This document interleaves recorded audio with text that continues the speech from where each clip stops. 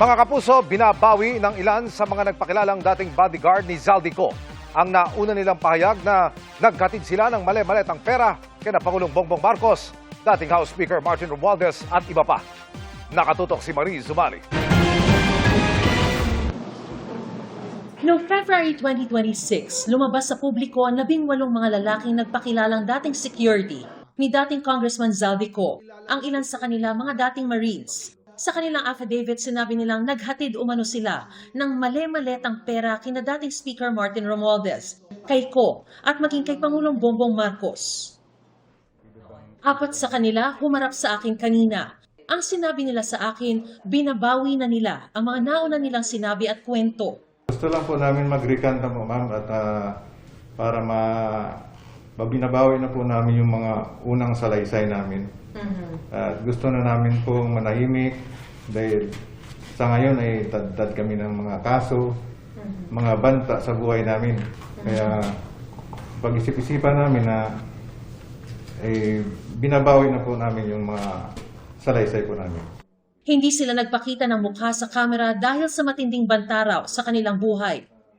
Dala nila ang tig-iisang bagong sinumpaang salaysay.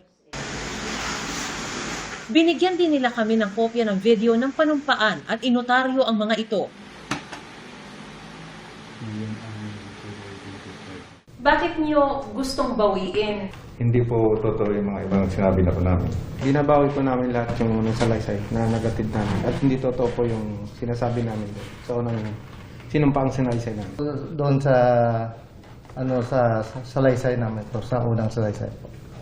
Sa affidavit. Yung hindi totoo yung sinasabi namin. Bakit niyo ngayon sinasabi na hindi totoo?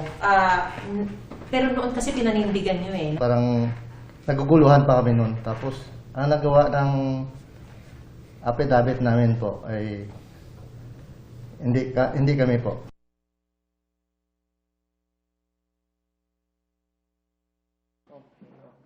Sa kanilang bagong affidavit, sinabi nilang binabawi na nila ang nauna nilang mga alegasyon laban kina Marcos, Romualdez, Ko at iba pa.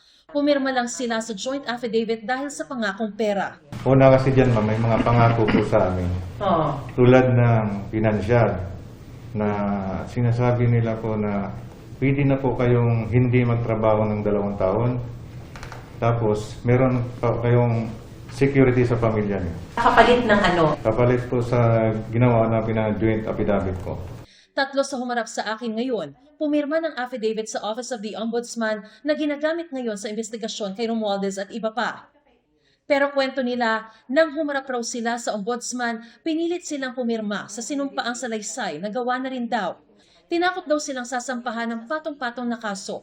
Ang affidavit daw nila ngayon, sila mismo ang nagsulat at walang namilit. 2 buwan na raw pinag-iisipan ng mga tinaguriang Maleta Boys na ito na bawiin ang una nilang mga salaysay hanggang sa maging buo na raw ang kanilang loob at i-execute ang mga bagong affidavit 2 linggo na nakalilipas.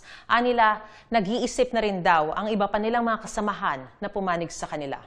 Patuloy na kumukuha ang GMA News na reaksyon mula sa Ombudsman at kay Attorney Baligod na unang nagpakilala sa grupo ng mga sundalo. Mariz Umali, Nakatutok, 24 Oras.